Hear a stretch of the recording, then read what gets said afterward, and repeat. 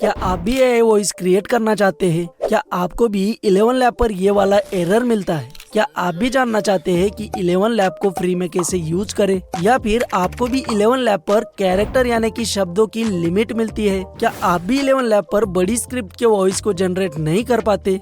या फिर आप चाहते हो कि इंग्लिश स्पीकर को सिलेक्ट करने के बाद भी हिंदी में वॉइस जनरेट हो? क्या आपको भी सही वॉइस ढूंढने में प्रॉब्लम आती है? या फिर आप अपनी एआई आवाज में इमोशन डालना चाहते हो? क्या आपको भी लगता है कि एआई वॉइस मोनेटाइज नहीं होंगे? या फिर आप जानना चाहते हैं कि एआई वॉइस को एडिट कैसे करें? क्या आपको ऐसे एआई वॉइस की तलाश है जो रियलिस्टिक हो? यदि आपको भी ये सभी सवाल परेशान कर रहे हैं तो आज की इस वीडियो में आपको इन सभी सवालों के जवाब मिलने वाले हैं, इसलिए वीडियो को एंड तक जरूर देखना। तो सबसे पहला और सबसे ज्यादा आने वाला प्रॉब्लम है ये वाला एरर। तो देखो, इस एरर का सॉल्यूशन जानने से पहले आप ये जान लो कि ये एरर आखिर आता क्यों है। इस एरर के आने के दो कारण है। पहला है कि आप एक दिन में 3 से ज्यादा ईमेल से साइन अप करते हैं और दूसरा कारण है वीपीएन। जी हाँ, वीपीएन। आपको अभी तक बहुत सारे वीडियोस में बताया गया होगा कि अगर आपको ये वाला एरर आता है तो आप वीपीएन को कनेक्ट कर लो, लेकिन ऐसा बिल्कुल भी नहीं है। यदि आप वीपीएन को कनेक्ट करोगे तो आपका ये वाला प्रॉब्लम तो सॉल्व नहीं होगा, लेकिन जब भी आप वीपीएन को कनेक्ट करोगे तो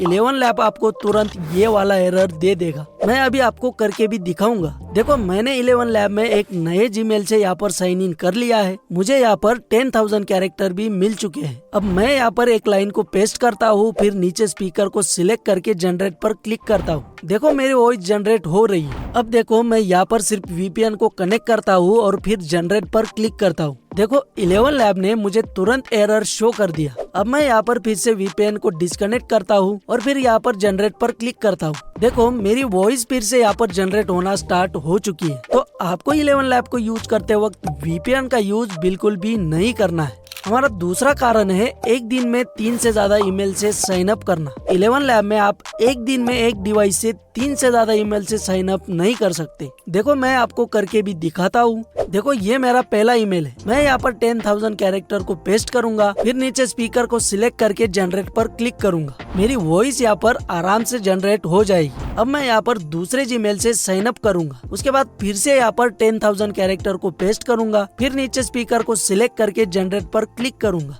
देखो, दूसरी बार भी मेरा वॉइस यहाँ पर आराम से जनरेट हो रहा है। अब मैं यहाँ पर फिर से तीसरे जीमेल से साइन अप करूंगा, फिर से यहाँ पर 10,000 कैरेक्टर को पेस्ट करूंगा, फिर जनरेट पर क्लिक करूंगा। देखो, तीसरी बार भी यहाँ पर वॉइस जनरेट हो चुका है। अब यहाँ पर ये फिक्स नहीं है कि आपको 11 लैब तीसरा चांस देगा। कई बार ऐसा होता है कि आपको सिर्फ 2 चांस मिलते हैं। अब देखो, चौथी बार मैं यहाँ पर साइन अप करता हूँ, उसके बाद यहाँ पर 10,000 कैरेक्टर को पेस्ट करता हूँ, फिर जनरेट पर क्लिक करता हूँ। देखो, 11 लैब ने मुझे डिटेक्ट कर लिया और ये वाला एरर मुझे शो कर दिया। अब इसका सोल्यूशन क्या है? तो इसका सॉल्यूशन ये है कि जैसे ही 11 लैब आपको ये वाला एरर देता है, उसके 24 आवर्स के बाद ही आपको यहाँ पर वॉइस को जनरेट करना है। जब 24 आवर्स के बाद आप यहाँ पर आओगे तो आप इसी ईमेल से वॉइस को जनरेट कर सकते हो। मैं आपको करके भी दिखाने वाला हूँ। आप सबसे पहले इस ईमेल को देख लीजिए कि कौन से ईमेल से यहाँ पर साइन अप किया हुआ है, क्योंकि इसी ईमेल से मैं आपको 24 आवर्स के बाद वॉइस को जनरेट करके दिखाऊंगा। अभी मैं आपको गूगल पर टाइम और डेट भी दिखा देता हूँ।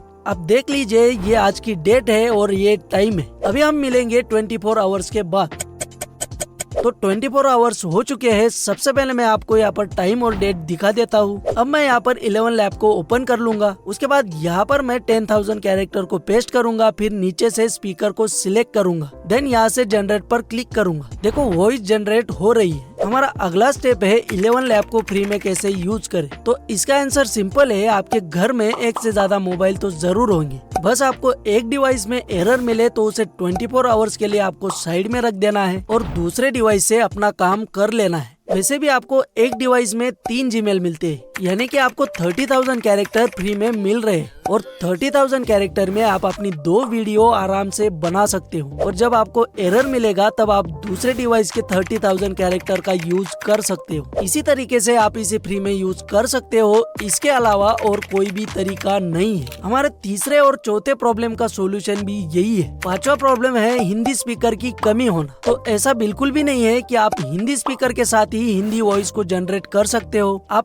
इंग्लिश स्पीकर को सिलेक्ट करके भी हिंदी में वॉइस को जनरेट कर सकते हो। उसके लिए आपको बस सेटिंग में कुछ चेंजेस करने पड़ेंगे। तो चेंज करने के लिए आपको सेटिंग पर क्लिक करके नीचे मॉड्यूल पर क्लिक करना है। फिर यहाँ से आपको 11 लैब V1 को सिलेक्ट करना है। अब आप यहाँ से अगर इंग्लिश स्पीकर को भी सिलेक्ट करते हो तो भी आपकी वॉइस हिंदी में ही जनरेट होगी। बस आपकी स्क्रिप्ट हिंदी में होनी चाहिए। नेक्स्ट है हमारी वीडियो की कैटेगरी के हिसाब से वॉइस को ढूंढना। तो इसके लिए आपको ऊपर वॉइस वाला ऑप्शन दिखाई देगा, इस पर क्लिक करके लाइब्रेरी पर क्लिक करना है। जैसे ही आप लाइब्रेरी पर क्लिक करेंगे यहाँ पर आपको अलग अलग कैटेगरी दिखाई देंगी। जिस भी कैटेगरी में आपका वीडियो है उस कैटेगरी पर आपको क्लिक करना है। जैसे ही आप उस कैटेगरी पर क्लिक करेंगे जितने भी वॉइस उस कैटेगरी में है सभी आपके सामने आ जाएंगी। अब यहाँ पर ये वॉइस किसी भी लैंग्वेज में हो हमें फर्क नहीं पड़ता है, क्योंकि पिछले पॉइंट में हमने देखा है कि कैसे हम किसी भी लैंग्वेज का हिंदी वॉइस जनरेट कर सकते हैं। यहाँ से आपको जो भी वॉइस अच्छा लगता है आपको बस यहाँ पर ऐड पर क्लिक करके इसे ऐड करना है। ये वॉइस आपकी स्पीकर की लिस्ट में आ जाएगा। बस आपको उसे वहाँ से सिलेक्ट करना है और अपनी वॉइस को जनरेट करना है। नेक्स्ट पॉइंट है AI आवाज में इमोशन डालना। तो हमारी आवाज में इमोशन डालने के लिए आपको इन साइन की जरूरत पड़ेगी, क्योंकि इमोशन डालने के लिए हमें सबसे पहले अपनी स्क्रिप्ट को एडिट करना पड़ेगा। जैसे कि मेरे पास ये स्क्रिप्ट है तो आपको यहाँ पर ज्यादा कुछ नहीं करना है, आपको बस इन साइन को अपनी स्क्रिप्ट में सही जगह पर ऐड करना है। जैसे कि हम कोई लाइन बोलने के बाद एक छोटा सा पॉज लेते हैं, वहाँ पर आपको इस साइन का यूज करना है। जहाँ पर हमारी लाइन खत्म होती है वहाँ पर आपको